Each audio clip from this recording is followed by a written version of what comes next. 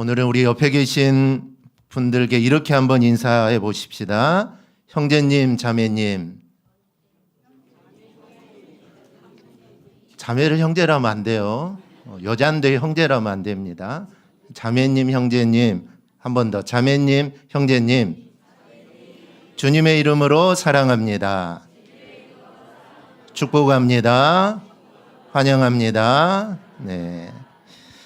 오늘 본문은 짧지만 참 아름다운 시입니다. 1절을 보면 형제가 연합하여 동거함이 어찌 그리 선하고 아름다운고. 저는 기도할 때 이 선을 이루게 달라는 기도를 합니다. 왜냐하면 사실 제가 가지고 있는 게 많지 않기 때문입니다.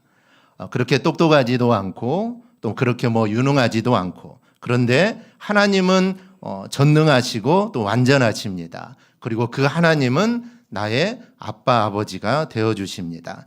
그런 하나님께서 저를 구원하셨고 또 저에게 주신 것들이 있습니다. 저에게뿐만 아니겠죠. 여러분들에게 하나님께서 주신 것들이 있습니다. 그것이 물질이든 재능이든 아니면 어떤 것이든 그것을 통하여 이루고자 하시는 하나님의 뜻이 반드시 있을 텐데 그것을 통해 선을 이루게 해달라고 저는 기도를 합니다. 여러분, 무엇이 가장 선한 것일까요? 우리가 하나님의 선한 뜻이 이루어달라고 기도하는데 그럼 무엇이 선한 것일까요? 남을 위해 나를 희생하는 것, 또 내가 가진 것을 아까워하지 않고 또 사용하는 것, 물론 선한 일들입니다. 하지만 하나님의 뜻이 이루어지는 게 가장 선임을 믿습니다. 그런데 오늘 시편을 보면 어찌 그리 선한가라면서 이 감탄하는 내용이 나오고 어찌 그리 즐거운가라는 내용도 나옵니다. 이 성경에 아름다운고라는 말이 많이 나오는데 이 말은 원어상으로는 즐거운가라는 뜻입니다. 즉 얼마나 즐겁냐라는 뜻이죠. 하나님의 뜻이 그대로 이루어지는 것, 그것 자체가 선이기 때문에 넘쳐나는 즐거움이 오늘 시의 핵심입니다.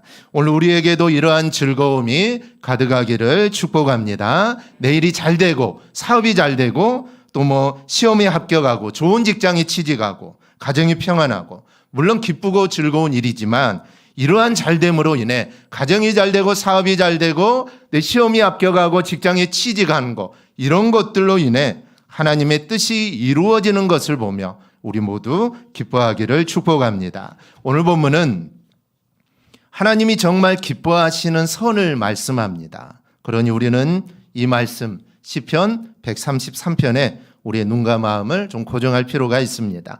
더구나 이 선하고 아름답고 즐거운 것에 대해 부연 설명하기를 머리에 있는 보배로운 기름이 수염 곧 아론의 수염에 흘러서 그의 옷깃까지 내림 같다, 이렇게 말을 합니다. 제가 퀴즈 하나를 낼 건데 우리 주일 학생들 먼저 하고 못 맞히면 이제 학생들한테도 기획합니다. 성경을 보면 누구에게 머리에 기름을 부었을까요? 세 개가 있는데 첫째 제사장, 왕.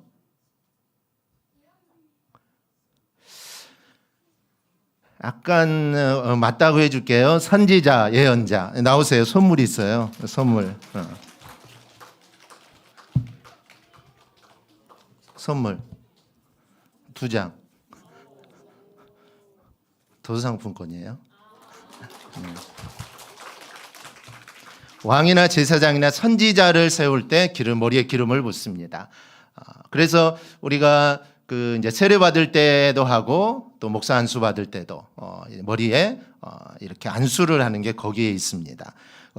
하나님을 대리해서 일하는 사람들을 세울 때 이런 기름을 붓게 됩니다. 그 대표적인 인물이 사실 아론입니다. 그러니까 머리에 있는 보배로운 기름이 수염에 흘러서 그의 옷깃까지 내림 같다라는 것은 그 일이 정말 영광스러운 일이다라는 것이죠.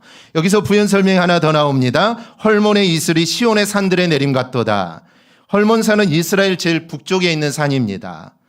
이곳은 다른 이스라엘 지역보다 이슬이 가장 많이 내리는 지역입니다. 그래서 헐몬의 이슬이다라는 표현이 나옵니다. 이 내린 이슬이 메로못으로 흘러들어가고 그것이 갈릴리옷으로 흘러가서 이스라엘 전역에 흐르게 됩니다. 그러니까 헐몬의 이슬은 이스라엘에게 생명줄이다라고 할 수가 있습니다. 그리고 이어지는 말씀을 보면 거기서 여호와께서 복을 명령하셨나니 곧 영생이로다.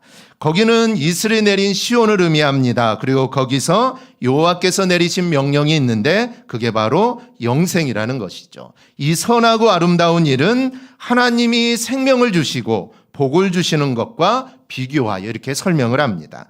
여러분, 세상에 어떤 것이 하나님이 주시는 영생복락과 여러분 비교할 수 있겠습니까? 오늘 말씀하는 선하고 아름다운 것이 바로 그렇다라는 겁니다. 그렇다면 무엇이 그토록 선하고 즐겁고 아름다운 일입니까? 무엇이 하나님의 사람을 세울 때 기름을 붓는 것처럼 그런 영광스러운 모습과 같다는 걸까요?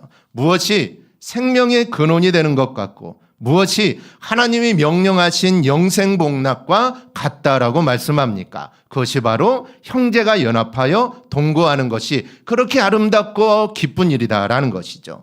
여러분, 형제가 서로 연합하여 동거하는 것이 이렇게 선하고 정말 아름다운 겁니다. 형제가 서로 연합하고 동거하는 것이 하나님이 주시는 복이다라고 말씀을 합니다. 여기서 형제는 사실 혈육만을 의미하지 않습니다. 혈육 간에도 정말 연합하고 동거하는 게 필요하죠. 서로 물어뜯고 파편처럼 되어가는 것이 지금의 현실인데 혈육 간에도 서로 이해하고 사랑하고 하나 되는 것, 이게 정말 필요합니다. 근데 본문에 말하는 형제는 단순한 혈육이 아니라 믿음의 공동체를 의미합니다. 즉 교회를 의미합니다. 믿음의 공동체가 서로 연합하고 동거하는 것, 하나님 보시기에 그렇게 선하고 아름다운 모습이다라는 것이죠. 그렇다면 하나님이 기뻐하시는 선을 우리가 어떻게 이룰 수 있을까요? 그리고 하나님이 기뻐하시는, 즐거워하시는 일들을 우리가 어떻게 이룰 수 있습니까? 우리가 축복받는 모습으로 서는 것, 그건 어떤 모습일까요? 세상 사람들은 돈 많이 벌고 건강하고 승진하는 것을 축복이라고 하지만 우리 믿음의 자매, 형제 자매 우리는 서로 연합하고 서로 동거함이 복이고 하나님이 가장 기뻐하시는 이런 선의 모습입니다. 그럼 문제는 어떻게 우리가 연합하고 동거하느냐. 사실 이게 문제입니다. 문자 그대로 보면 함께 동고동락하는 생활 공동체를 이루는 것이 사실 성경 말씀을 그대로 이루는 것입니다. 그래서 이 신앙 공동체 운동은 시대마다 많이 일어났습니다. 그래서 함께 모여 살고 함께 노동하고 함께 나누는 일들, 이런 아름다운 일이어서 이런 모습들을 실현하는 공동체들이 역사 이래로 참 많았습니다. 하지만 이 세상의 성도들이 모여 신앙 공동체를 이루어 산다는 게 사실은 말처럼 쉬운 일이 아니죠. 과거와 달리 산업화 또 핵가족화가 되어서 삶의 패턴이 농경사회와는 달라졌습니다. 그래서 함께 모여 함께 동고동락하는 것, 사실 이거는 쉬운 일이 아닙니다. 그리고 함께 모여 동고동락하고 함께 모여 밥을 먹고 함께 일하고 함께 생활하는 것, 사실 이런 것들은 사실 이단들이 많이 하는 모습들입니다. 처음에는 이렇게 함께 모이는 게 얼마나 좋았습니까? 함께 나누고 함께 생활하는 거, 이게 얼마나 좋습니까? 너무나 좋은 모습이죠. 하지만 결과는 좋지 않습니다. 그 모든 모습들이 이단 쪽으로 흘러가는 모습들을 우리가 많이 뉴스를 통해 얼마나 우리가 많이 봅니까? 그런데 이런 모습이 구현한 것이 사실 초대교회입니다. 그들은 재산을 서로 통용합니다. 하지만 초대교회가 이후 모든 교회의 모범은 되지만 초대교회 자체도 그런 모습이 계속 사실 이어지지는 못하게 됩니다. 사실 그래서 문자적으로 함께 산다는 것은 시대나 상황에 따라 많은 이 차이가 날 수밖에 없습니다. 그럼 이 말씀 우리가 어떻게 이룰 수 있을까요? 우리는 선하고 아름다운 연합을 우리가 어떻게 이룰 수 있습니까?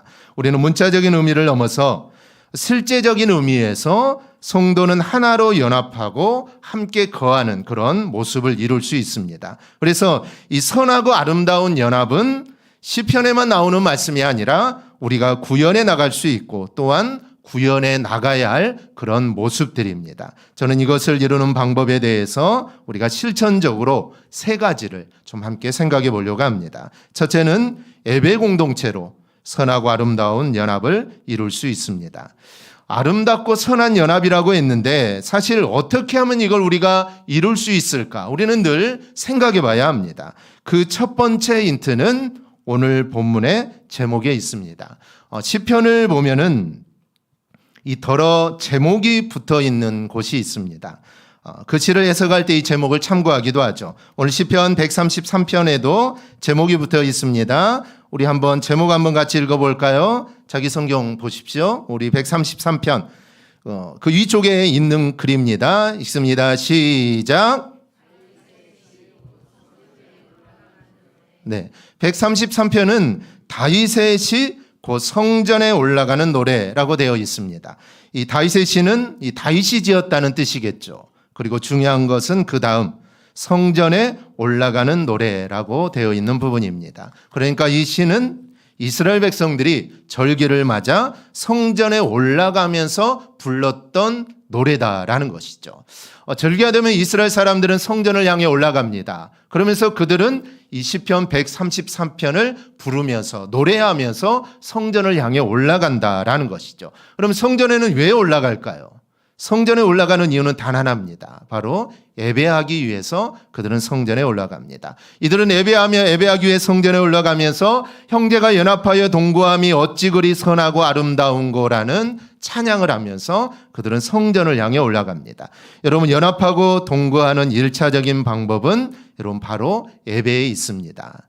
제대로 선하고 아름다운 연합이 되려면 여러분 예배하는 공동체가 되어야 합니다. 우리는 사실 다 흩어져 삽니다. 가정이 다르고 직장도 다르고 지역이 서로 다르고 이렇게 흩어져서 성도의 삶을 우리가 살아갑니다. 하지만 흩어져 살아가지만 하나의 공동체로 살아가는 삶의 원동력은 바로 함께 모여 예배하는 데 있습니다. 여러분, 함께 모여 예배하면서 흩어질 때 하나님의 은혜로 살아갈 힘을 우리가 얻는 겁니다. 그러니 일주일에 한 번 드리는 이 예배를 여러분 가볍게 여겨서는 절대로 안 됩니다. 우리는 너무나 쉽게 이야기할 때가 있죠. 이번 주일에 예배 못 드리면 다음 주일에 드리면 되지.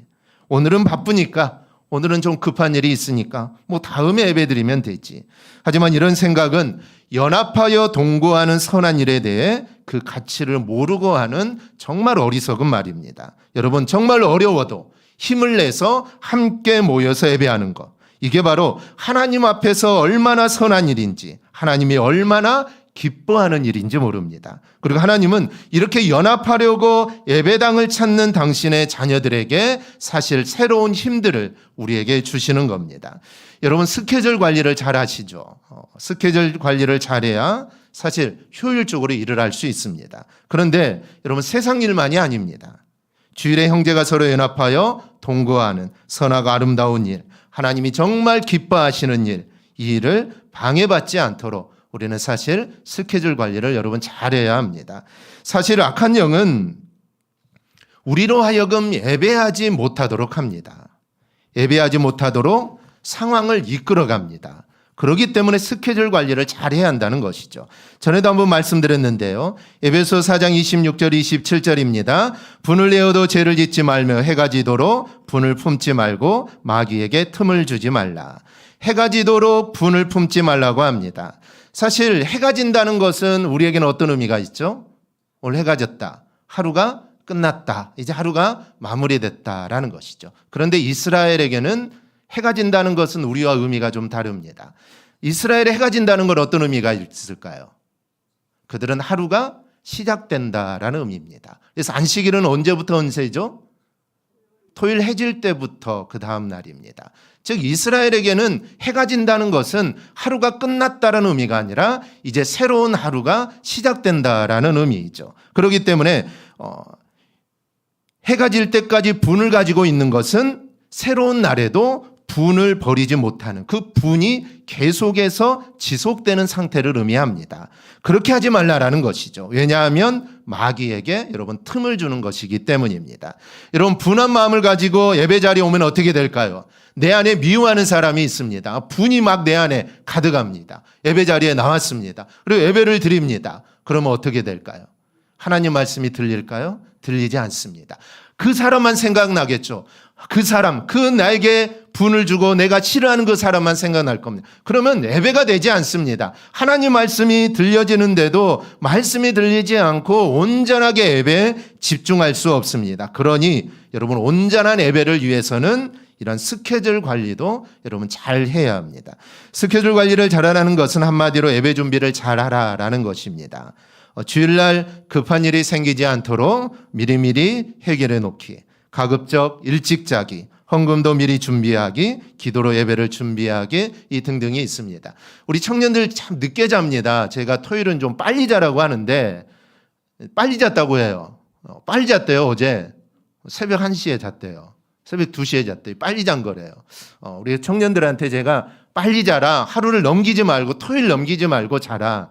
사실 일찍 자는 게 예배 준비를 하는 겁니다. 다른 거 하지 않더라도 사실 일찍 자야 예배에 집중할 수 있죠. 늦게 자면 사실 졸릴 수밖에 없습니다.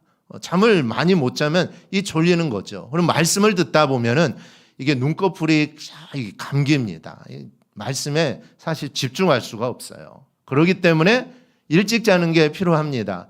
저도 일찍 자진 못하긴 하지만 그래서 저는 말을 하니까 졸지는 않을 건 아닙니까? 말하면서 자기는 좀 힘들겠죠. 근데 듣다 보면은 이게 졸리고 잠이 오기 마련입니다. 그래서 좀 일찍 자는 거, 이것도 우리가 예배를 준비하는 스케줄 관리를 잘하는 이 방법 중에 하나입니다. 여러분 잘 준비해야 하나님이 기뻐하시는 예배를 여러분 드릴 수 있습니다. 이렇게 예배하는 공동체가 곧 예배하기 위해서 마음을 쓰고 예쓰는 성도가 하나님 보시기에 선하고 아름다운 것입니다. 그게 형제가 서로 연합하고 이 동거하는 방법입니다. 그러므로 오늘 예배드리는 우리 대강의 모든 가정들은 예배를 그 무엇보다 소중하게 여기며 살아가기를 축복합니다. 여러분 절대 양보할 수 없는 건 사실 예배입니다.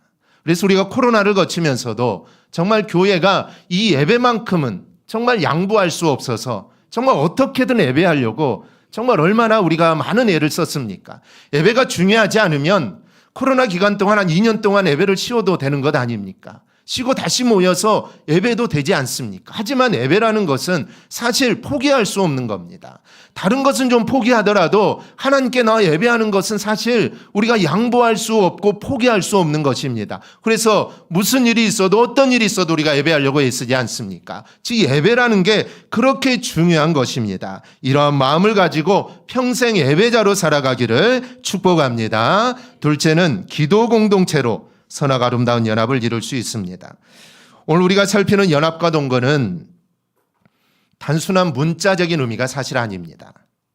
그렇게 거리가 멀리 떨어져 있음에도 불구하고 하나로 묶일 수 있는 이유가 있습니다. 그것을 한 가지 예를 들어보려고 합니다. 사도행전 12장을 보면 헤로드 왕이 핍박의 칼을 빼듭니다. 야고보 사도가 순교하고 베드로는 옥에 갇히게 되죠. 베드로가 옥에 갇혔다는 것은 물리적으로 이제 함께 할 수 없다라는 겁니다. 그럼에도 불구하고 교회와 베드로는 함께 연합했습니다. 어떻게 연합했을까요? 사도행전 12장 5절을 보면 이에 베드로는 옥에 갇혔고 교회는 그를 위하여 간절히 하나님께 기도하더라. 이때 여러분 무슨 일이 일어났는지 여러분 다 아실 겁니다. 주의 사자가 나타가 베드로의 옆구리를 쳐서 깨우죠. 일어나라는 것이죠.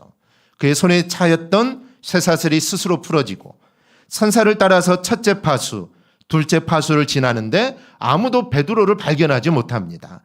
이런 일이 어떻게 가능한가요? 베드로도 내가 지금 꿈꾸고 있는 것은 아닌가 이렇게 생각할 정도죠. 성도들이 모인 곳에 와서 문을 두드리니 로데라는 여자아이가 나옵니다. 근데 베드로의 음성을 듣고 너무 놀라서 문을 열어주지 못하고 사람들에게 베드로가 왔다라고 말을 하죠. 근데 베드로가 왔다는 로데의 말에 사람들이 뭐라고 이야기합니까? 감옥에 있는 베드로가 어떻게 오냐? 베드로의 천사를 본 게 아니냐? 이렇게 말을 합니다.